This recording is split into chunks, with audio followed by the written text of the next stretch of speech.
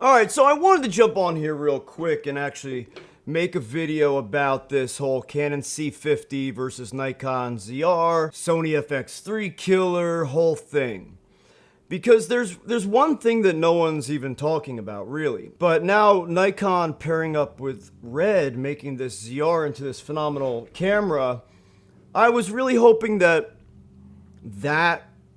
especially around the $2,000 range, would be my secondary run and gun go-to to my Sigma FP. Now this is not in my run and gun format. We had it on a tripod for the last project. So I'm gonna swap everything over right now while I'm talking to you. But I really thought that the ZR would be my go-to until I realized that the ZR suffers from the same problem that I hate about my Sigma FP. And frankly, it's the only thing I hate about my Sigma FP. And as easy as it is to access the bottom of my Sigma FP battery and SD card, I do hate having a bottom-loaded SD compartment. I do. I hate it. I actually hate it because 50% of the time it's a non-factor, while the other 50% of the time it's a total inconvenience. So, but the ZR is really just impressing me as far as the videos that people are putting out, especially Mark Bone, if you haven't seen his. Cam Mackey, his video is amazing. I mean, these guys are cinematographers. I'm not a cinematographer. I'm a run and gun guy that uses cameras. But I am a professional audio engineer since the age of 18, as well as a touring artist, performing artist, and high-end level producer. So I have a good ear for sound, and that's where the one thing that no one's talking about comes in. I love my Canon colors. All of our studio cameras used to be Canon C200s. Before that, they were Canon C100 Mark IIs. And I love those cameras to death. I shot photography with an EOS R forever. Couldn't have been happier. That was great. Fantastic camera. And the C200s, in my opinion, are just really some of the best cinema cameras, bang for your buck. So I was debating what to go with next as a step up from the GH6 that we're filming with now. And please catch up on our previous videos for why I'm doing this. And I settled on a C70 actually. Not the C80, not the R5C, because I don't need a hybrid. I don't need something that's stills capable. I have my stills cameras. And I thought the C70 brought everything to the table that I wanted, needed, and everything. Built-in NDs, XLRs, everything else, whatever. Down the list. Okay. Then the ZR comes out, and I'm so loving the image quality. I'm loving the image quality of the ZR. But I still also love Canon colors, and in my opinion, the ZR is kind of like, hey, let's show Canon how to make their own colors even better. At least that's what I'm seeing online on YouTube.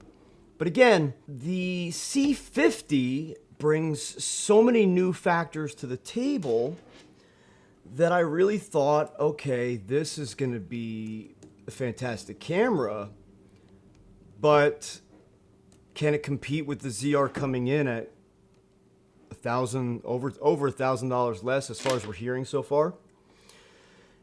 And what the ZR offers is very close to what I get from this.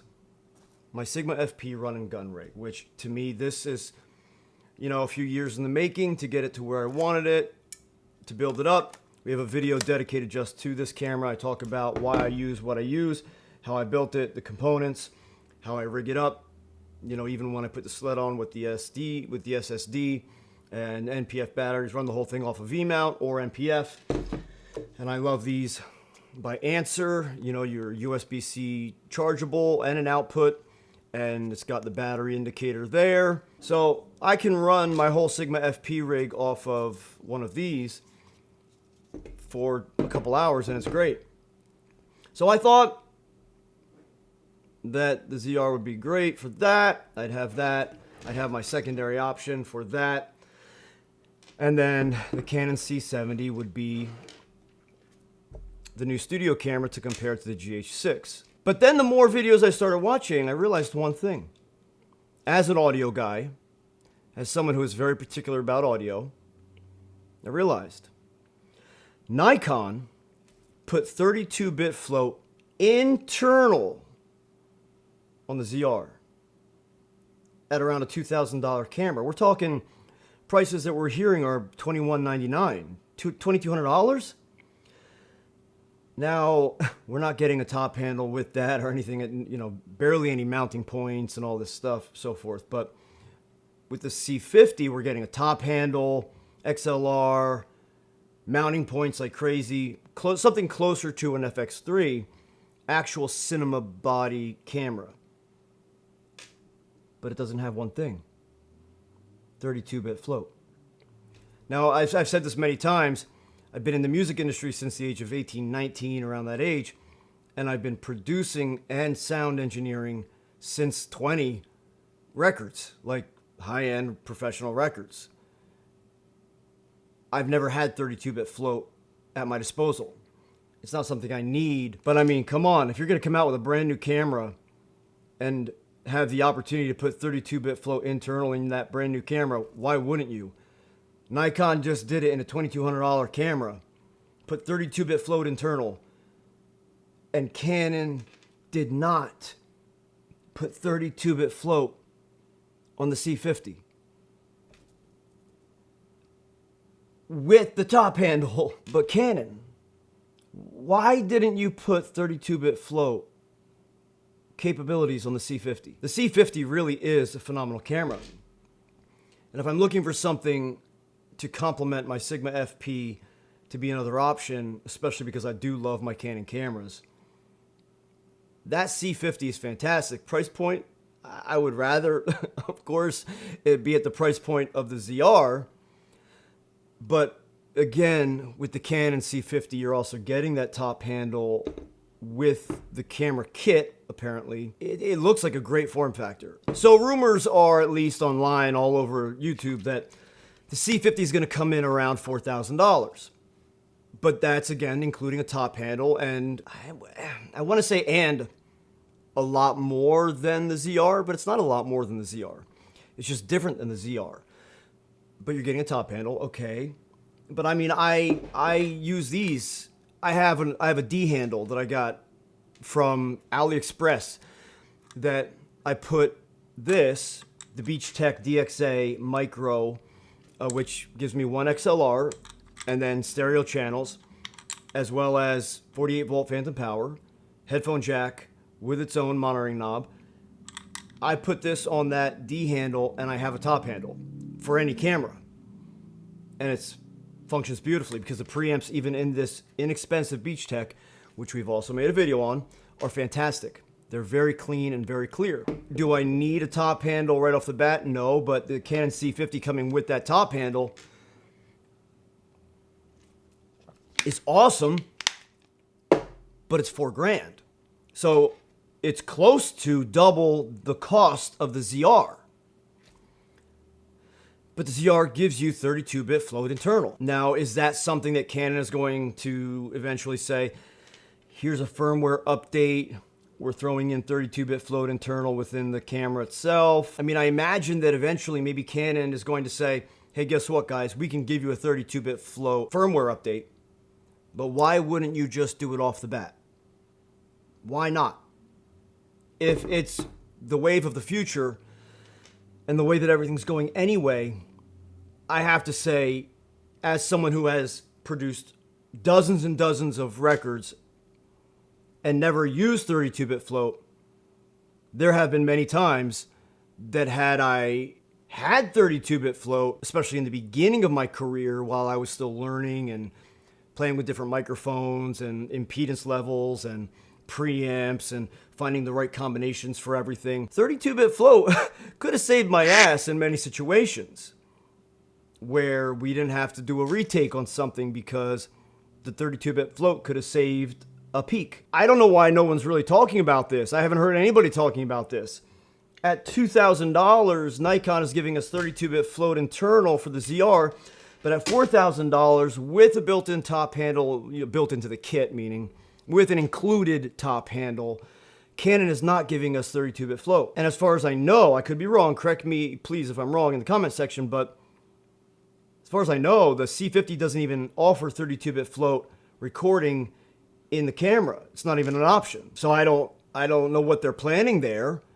Maybe that's, you know, the Canon cripple hammer kicking in, but no one's talking about it. Why isn't anyone talking about this? Maybe no one cares. I don't know. Maybe no one cares, but whatever.